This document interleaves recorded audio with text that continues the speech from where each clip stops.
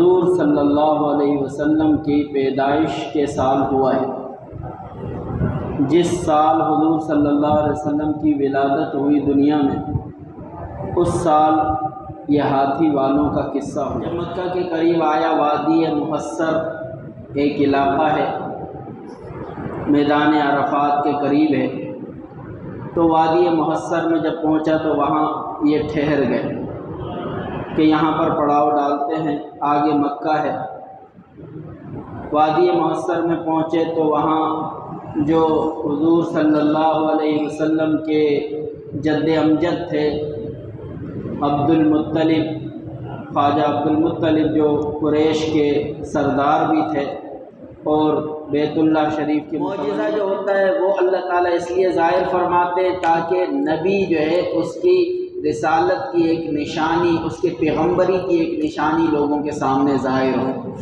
ولی کے ہاتھ پر کرامتیں اللہ تعالیٰ اس لیے ظاہر فرماتے ہیں تاکہ لوگوں کو پتہ چل جائے کہ یہ اللہ کا جو ولی ہے، یہ اللہ کا دوست ہے، اللہ کا خاص بندہ ہے، مقرب ہے۔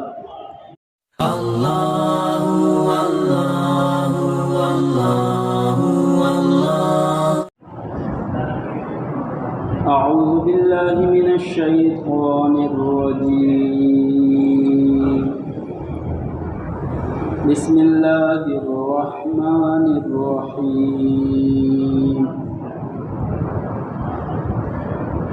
ألم تر كيف فعل ربك بأصحاب الفيل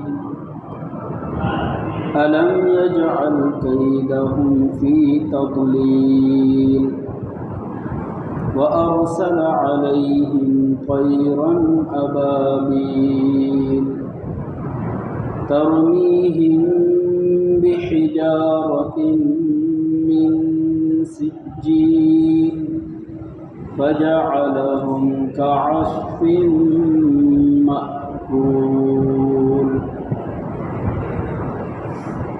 اعوذ باللہ من الشیطان الرجیم۔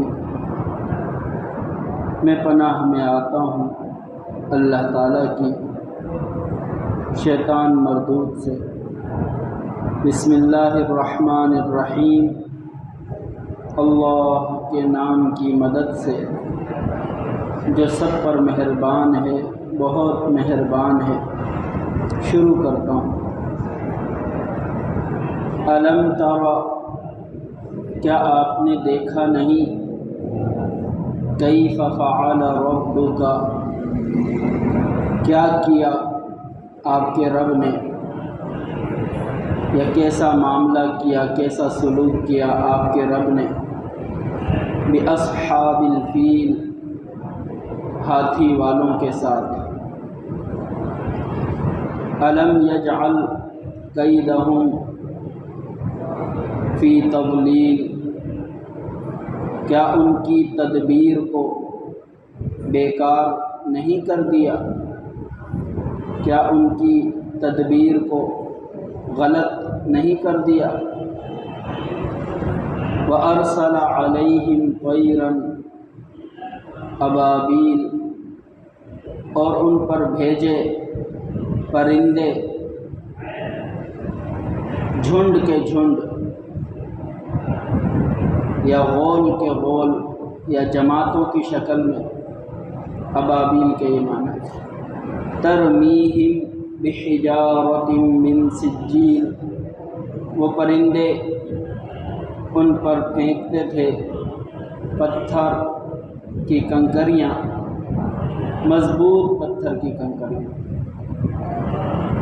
فجعلہم کعصف مأکول، پھر ان کو ایسا کر دیا جیسے کھایا ہوا بھوس ہو، یعنی کھایا ہوا بھوسا جو پرند جانور وغیرہ چارہ کھا لیتے ہیں، اس کے اوپر پھر جو باقی بچ جاتا ہے اس کو پاؤں رونتے رہتے ہیں اس کو، تو جو اس بھوسے کی حالت ہو جاتی ہے ویسی حالت ہو۔ تو یہ سورۃ الفیل ہے، مکہ میں نازل ہوئی ہے، اور مفسرین فرماتے ہیں کہ اس صورت کے اندر جو ہاتھی والوں کا قصہ آیا ہے، یہ واقعہ حضور صلی اللہ علیہ وسلم کی پیدائش کے سال ہوا ہے۔ جس سال حضور صلی اللہ علیہ وسلم کی ولادت ہوئی دنیا میں، اس سال یہ ہاتھی والوں کا قصہ ہوا۔ ہاتھی والوں کا قصہ کیا ہے؟ یمن کا ایک بادشاہ تھا، ابرہہ اس کا نام تھا، عیسائی مذہب سے تعلق رکھتا تھا۔ اس نے دیکھا کہ یمن کے لوگ اور اسی طرح دوسرے عرب لوگ مکہ جاتے ہیں حج کرنے کے لیے، عمرہ کرنے کے لیے، تو اس کو یہ بات پسند نہیں آ رہی تھی۔ اس نے اپنے ہی ملک کے اندر، یمن کے اندر، ایک بہت بڑا چرچ بنایا، گرجا گھر بنایا، اور اس میں بہت زیادہ پیسہ خرچ کیا۔ اس نے سونے، چاندی، جواہرات کا استعمال کیا، یعنی خوب دل کھول کر اس پر پیسہ خرچ کیا، اور بلند و بالا عمارت بنائی، خوبصورت سے خوبصورت چیز اس میں رکھی، اور اس کے اندر ایک کعبہ نما بنا دیا، اور پھر لوگوں میں اعلان کر دیا کہ لوگوں، عرب کے لوگوں، عربیوں، اب تمہیں مکہ جانے کی ضرورت نہیں، وہ سادہ سا کعبہ چھوڑو اور ہمارے اس کعبے کا، ہمارے اس گرجے کا، اس چرچ کا طواف کر لیا کرو، یعنی اب آپ لوگوں کو مکہ جانے کی ضرورت نہیں ہے، میں نے آپ لوگوں کی آسانی کے لیے یہیں پر عبادت خانہ بنا دیا ہے، اور یہی عبادت خانہ ہے، اس پر تم جو ہے حج اور عمرہ یہیں کر لیا۔ تو عربوں کو یہ بات بہت بری لگی، اور عربوں نے اس کو قطعاً قبول نہیں کیا۔ قریش والوں کو بھی، جو خانہ کعبہ کے متولی تھے، اور قبیلہ قریش کے لوگ زمزم اور خانہ کعبہ کی خدمت کرنے والے، حاجیوں کی خدمت کرنے والے، حج عمرے کے انتظامات کرنے والے لوگ تھے، ان کو بھی یہ بات ناپسند ہوئی۔ تو پھر اس کے بعد ایک دو واقعات ایسے پیش آ گئے کہ کوئی قریشی آدمی تھا، قریش قبیلے کا تھا، تو اس نے جا کر اس کے جو گرجا گھر تھا یمن والا، ابرہہ کا، اس نے اس گرجا گھر میں جا کر اس کو گندگی سے آلودہ کر دیا، یعنی اس نے قضائے حاجت کر دی اور اس کو آلودہ کر دیا۔ بادشاہ کو پتہ چلا، ابرہہ کو، کہ قریش قبیلے کے کسی عرب آدمی نے ہمارے اس عبادت خانے میں آ کر گندگی کر دی اور اس کو ناپاک کیا اور اس کو گندگی سے آلودہ کیا۔ اس کو بڑا غصہ آیا۔ پھر ایک اور اسی طرح عربوں کا قبیلہ قریب میں آیا ہوا تھا، مسافر تھا، اسی گرجا گھر کے قریب اس نے ڈیرا ڈالا تھا۔ رات کو انہوں نے آگ جلائی، آگ کی کوئی چنگاری اڑتے ہوئے گرجا گھر میں چلی گئی، تو اس کے کنیسہ، جو اس کا گرجا گھر کا چرچ تھا، اس کا اچھا خاصا حصہ جل گیا۔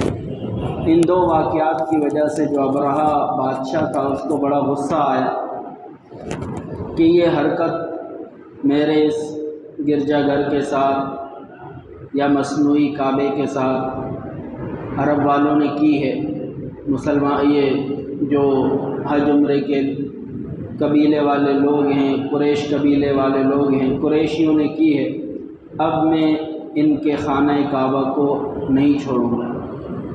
انہوں نے میرے اس گرجے کی توہین کی ہے، تو میں ان کا جو خانہ کعبہ ہے، جس کا یہ حج اور عمرہ کرنے کے لیے جاتے ہیں اور جس سے ان کو بڑی عقیدت اور احترام اور محبت ہے، میں اس خانہ کعبہ کو توڑوں گا اور اس کی اینٹ سے اینٹ بجا دوں۔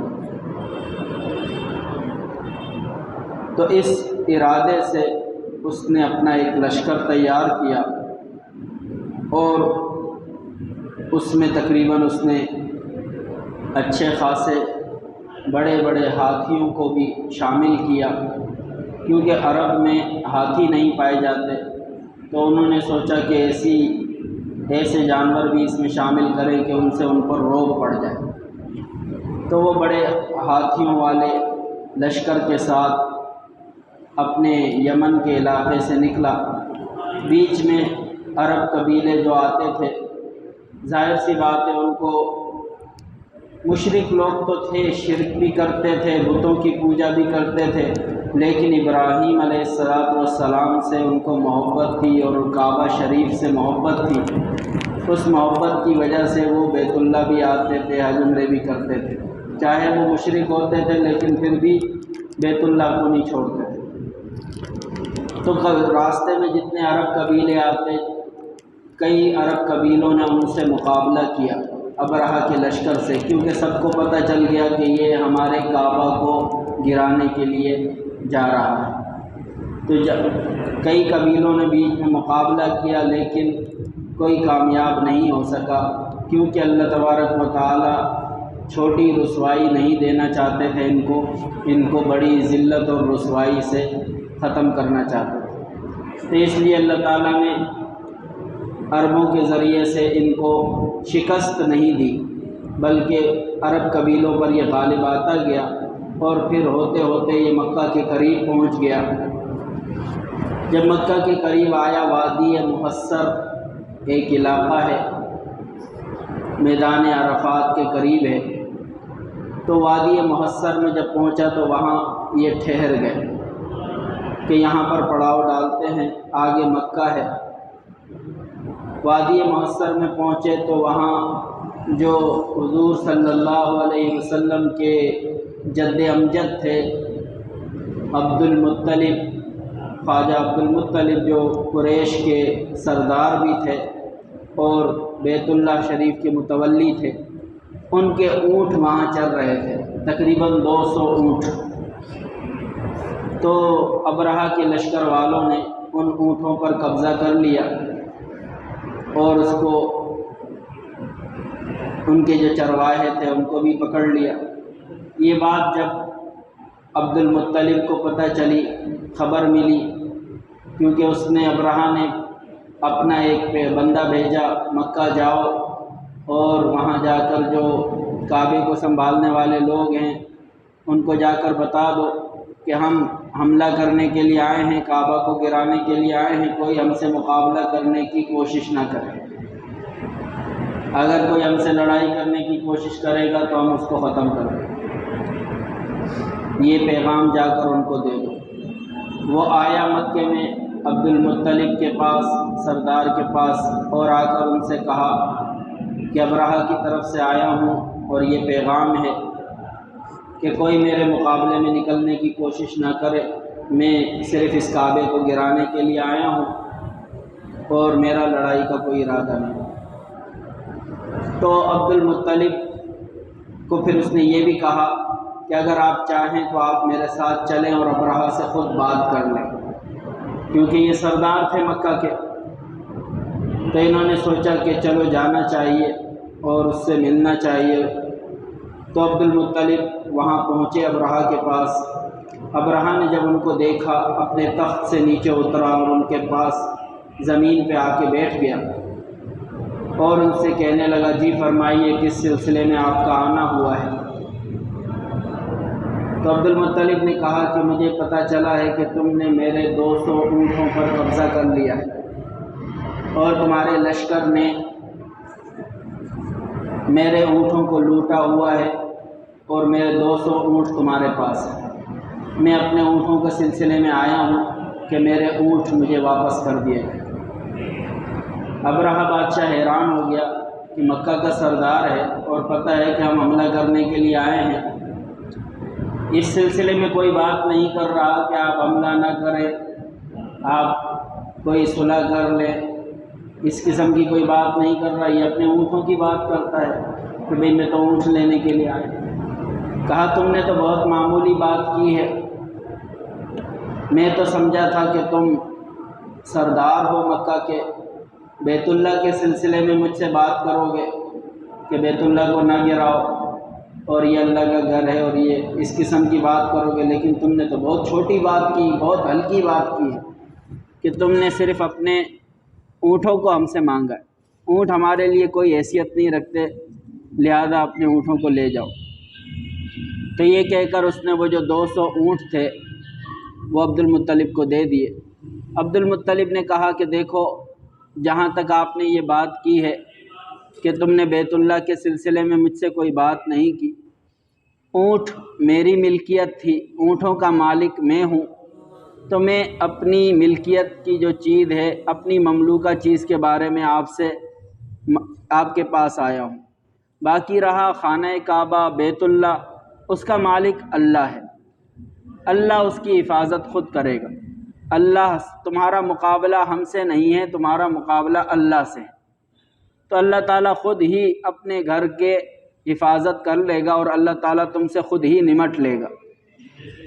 تو اس نے کہا خانہ کعبہ کا جو خدا ہے وہ بھی اس کو بچا نہیں سکتا ہم سے۔ تو اتنی بڑی بات کر دی اس نے۔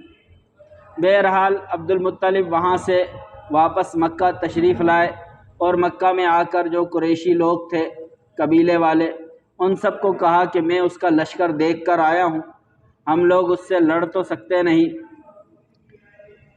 ہمیں چاہیے کہ بیت اللہ کو اللہ کے حوالے کریں اور اللہ تعالیٰ سے دعا کریں، اللہ کا گھر ہے، اللہ اس کی حفاظت خود کرے گا۔ وہ سب آئے بیت اللہ کے پاس، بیت اللہ کے دروازے کے کڑے کو پکڑا اور رو رو کر اللہ سے دعائیں مانگی کہ اے اللہ، ہم اس لشکر کا مقابلہ نہیں کر سکتے، آپ کا گھر ہے، بیت اللہ ہے، آپ اس کی حفاظت خود کریں۔ یہ کہہ کر وہ قبیلہ قریش کے جو لوگ تھے ان کو حکم دیا کہ آپ سب لوگ آس پاس کی جو پہاڑیاں ہیں ان پر چلے جاؤ، ان کو آنے دو اور کوئی مکے میں باقی نہ رہے، اپنی عزت، اپنی آبرو، اپنا جان مال بچاؤ اور پہاڑوں پہ چلے گئے۔ تو سارے قبیلے والے جو ہے وہ پہاڑوں پہ چلے گئے۔ صبح ہوئی، ابرہہ نے تیاری کر لی کہ اب مکہ میں داخل ہو جاؤ۔ جیسے ہی اس نے اشارہ کیا کہ چلو بھائی مکہ کی طرف چلو، ہاتھیوں کو فیل بان جو تھے، ہاتھی کے جو چلانے والے ہوتے ہیں، انہوں نے ہاتھیوں کو تیار کیا چلنے کے لیے۔ تو بڑا ہاتھی جو ابرہہ کا تھا، جس کا نام محمود تھا، اس کو بھی اٹھایا گیا، لیکن وہ مکہ کی طرف چلنے کے لیے تیار نہیں تھا۔ اس کو مکہ کی طرف چلاتے وہ بیٹھ جاتا، گھٹنوں کے بل بیٹھ جاتا۔ اس کو بڑا مارا پیٹا، انہوں نے لوہے کے ڈنڈوں سے مارا، لیکن ہاتھی اٹھنے کا نام نہیں لے رہا تھا مکہ کی طرف، کیونکہ یہ جانور تو اللہ کو جانتے ہیں، انسان اللہ سے بے خبر ہے، اللہ سے غافل ہے۔ انسان کے علاوہ تو ہر چیز اللہ کو یاد رکھتی ہے، اللہ کو جانتی ہے۔ ان ہاتھیوں کو پتہ تھا ہم کس طرف جا رہے ہیں، ہم اللہ کے گھر کی طرف ہمیں لے جایا جا رہا ہے، اس کو برباد کرنے کے لیے، اس کو توڑنے کے لیے۔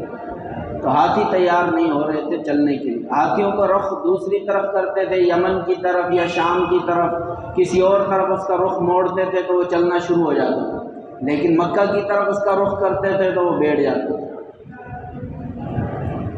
ابھی یہی معاملہ ہو رہا تھا، انہوں نے آسمان کی طرف ان کی نظر پڑی تو سمندر کی طرف سے چھوٹے چھوٹے پرندے جو کبوتر سے کچھ چھوٹے تھے اور ان کی چونچیں سرخ تھی، ان کے پنجے سرخ تھے، 2 کنکریاں ان کے پنجوں میں تھی، 1 کنکری ان کی چونچ میں تھی۔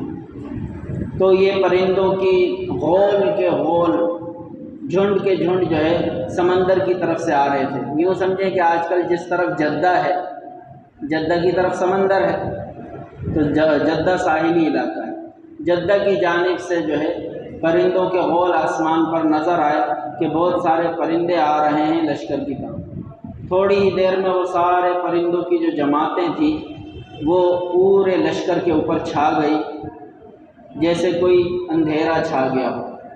اور انہوں نے اپنے منہ سے جو کنکری تھی وہ پھینکنا شروع کی، اور ان کے پنجوں میں جو کنکریاں تھی وہ پھینکی، تو وہ کنکری ریوالور کی گولی کی طرح کام کرتی تھی کہ وہ کنکری جیسے ہی کسی کے اوپر گرتی تھی اس کے جسم میں سوراخ کرتے ہوئے، اندر سے چیرتے ہوئے وہ زمین میں گھستی تھی، ٹھہرتی نہیں تھی کسی کے بیچ میں، جس پر لگی سوراخ کرتے ہوئے نیچے نکل جاتی تھی، چاہے وہ ہاتھی ہوں، چاہے وہ انسان ہو، چاہے کوئی بھی چیز۔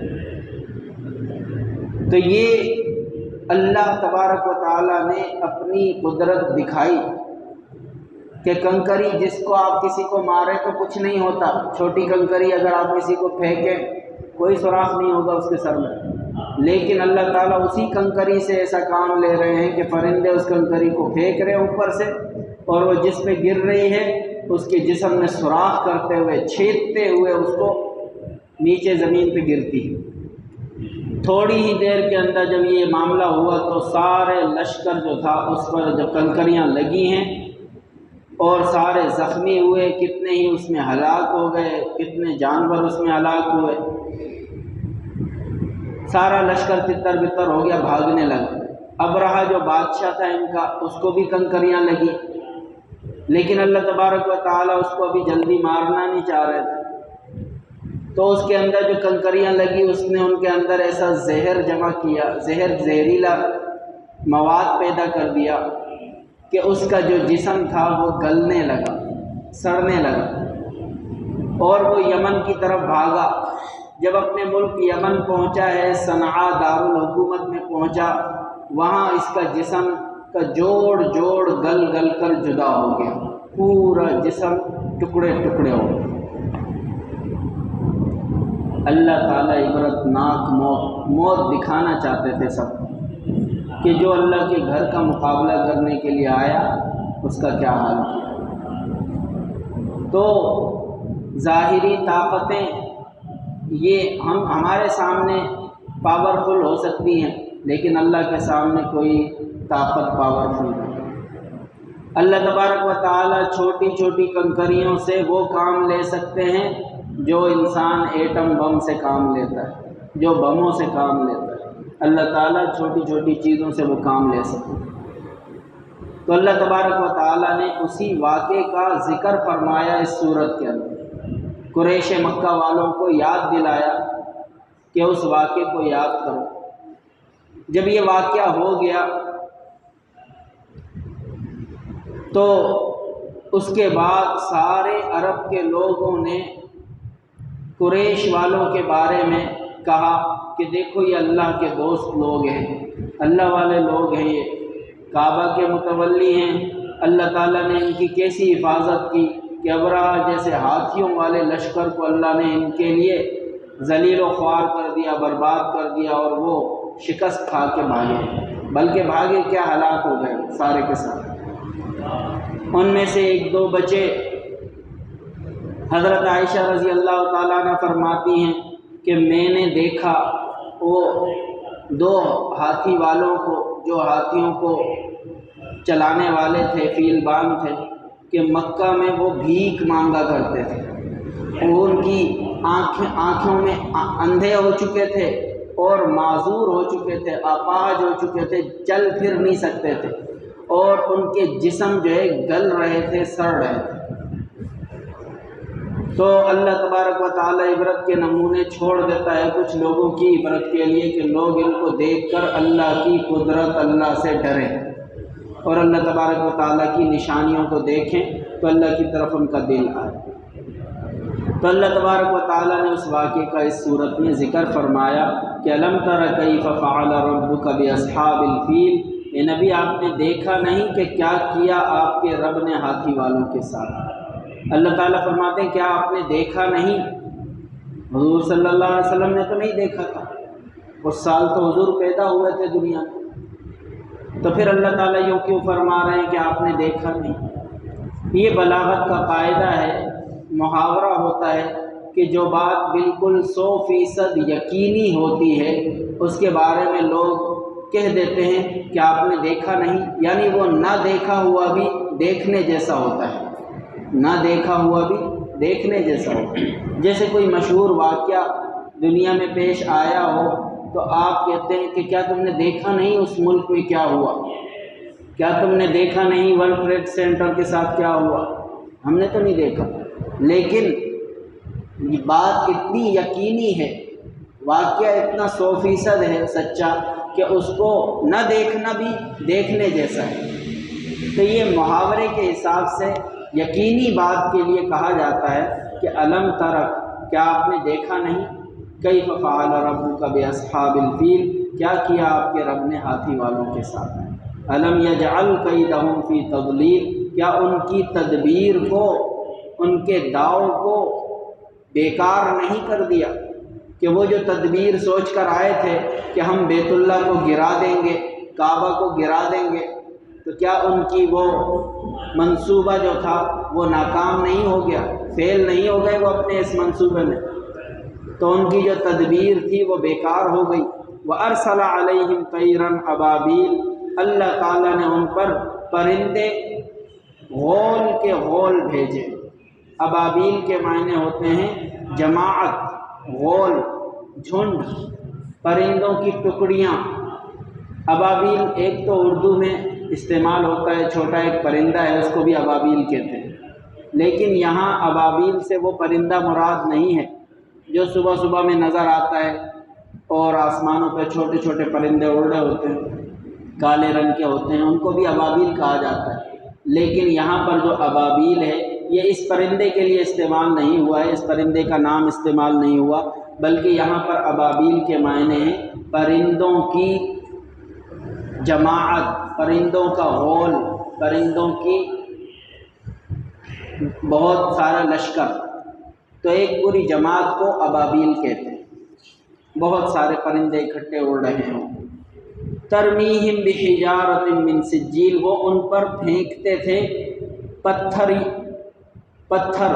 مضبوط، تو حجارہ پتھر کوئی چھوٹی کنکری کو کہتے ہیں، اور سجیل کے معنی ہوتے ہیں وہ پتھر کی کنکری جس کو مضبوط کیا گیا ہو آگ پر پکا کر۔ اور سجیل کا ایک اور معنی بھی ہوتا ہے، سجیل سجل سے ہے، سجل کے معنی ہوتے ہیں رجسٹر کیا ہوا، نام لکھا ہوا۔ تو بعض مفسرین یہ فرماتے ہیں کہ ہر کنکری پر نام لکھا ہوا تھا جس کو وہ لگنی تھی، جس کو وہ لگنی تھی اس کا نام اس پر لکھا ہوا تھا، تو وہ نشان زدہ کنکریاں تھیں، نام زدہ کنکریاں تھیں، سجیل تھی۔ تو سجیل کے یہ دونوں معنی ہو سکتے ہیں کہ مضبوط کنکری، اور یہ بھی ہو سکتا ہے کہ نامزد کنکری، کہ جس پر نام لکھا ہوا۔ فَجَعَلَهُمْ كَعَصْفٍ مَأْكُولٍ، پھر اللہ تعالیٰ نے ان کو ایسا بنا دیا جیسے کھایا ہوا بھوسا۔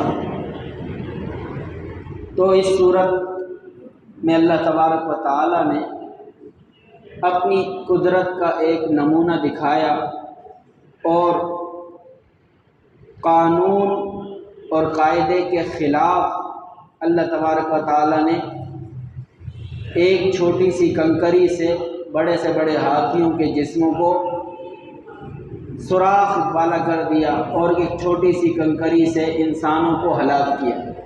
تو یہ ایک قاعدے قانون کے خلاف ہے بات۔ کبھی کبھی اللہ تبارک و تعالیٰ قانون فطرت اور کائنات کے قانون کے خلاف کوئی کام کرتے ہیں تاکہ لوگوں کو یہ پتہ چلے کہ یہ کائنات میں جو کچھ چل رہا ہے نظام، یہ نظام خود سے نہیں چل رہا، اور یہ نظام کوئی خدا نہیں ہے کہ جس میں کوئی تبدیلی نہ ہو سکے۔ خدا میں ہوں، قانون بنانے والا بھی میں ہوں، قانون توڑنے والا بھی میں ہوں۔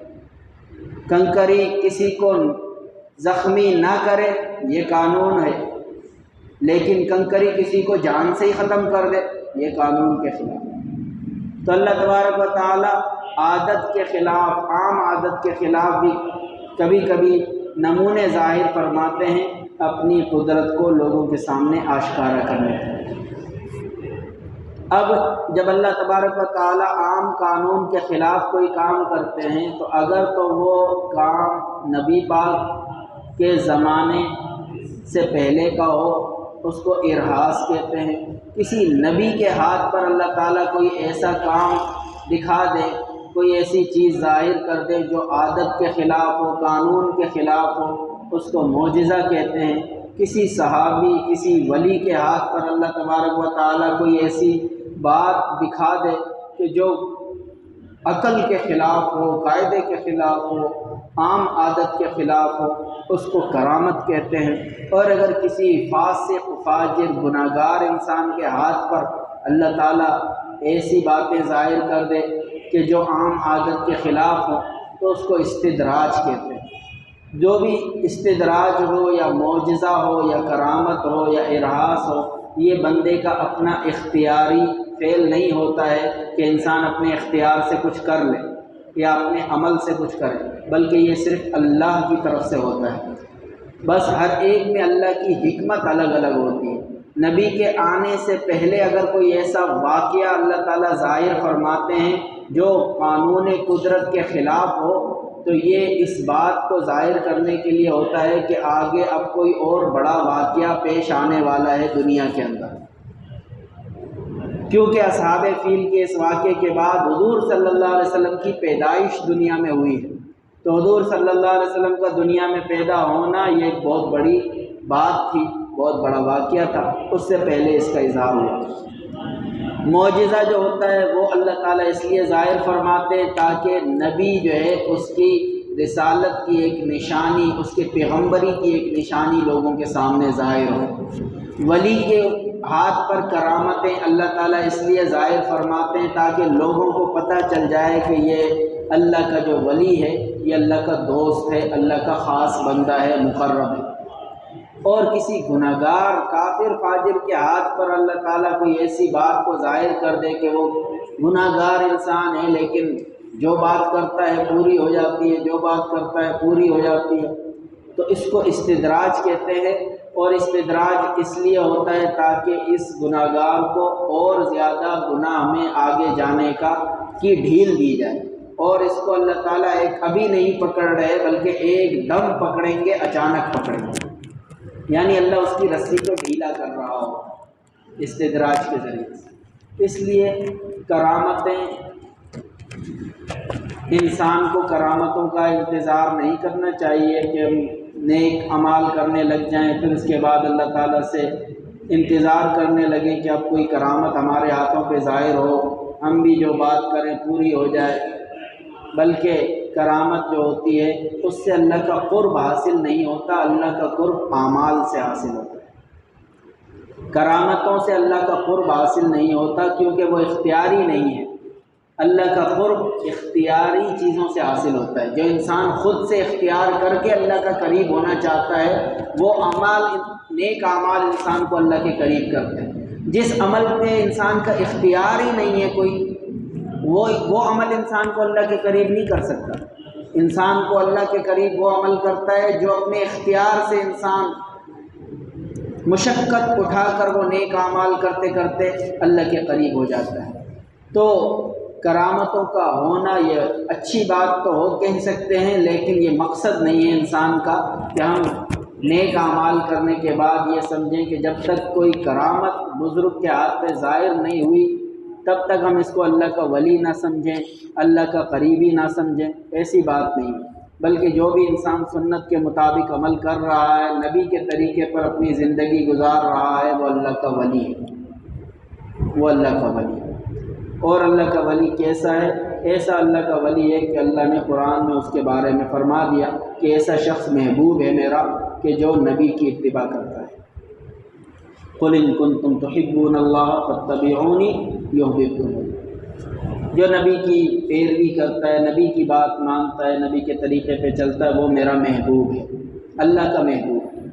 اللہ کا محبوب اللہ کا ولی تو ہوگا۔ تو اللہ تبارک و تعالی ہم سب کو بھی نبی پاک صلی اللہ علیہ وسلم کی پیروی کرنے کی توفیق عطا فرمائے اور نیک اعمال کرنے کی اللہ تعالی ہمیں توفیق عطا فرمائے۔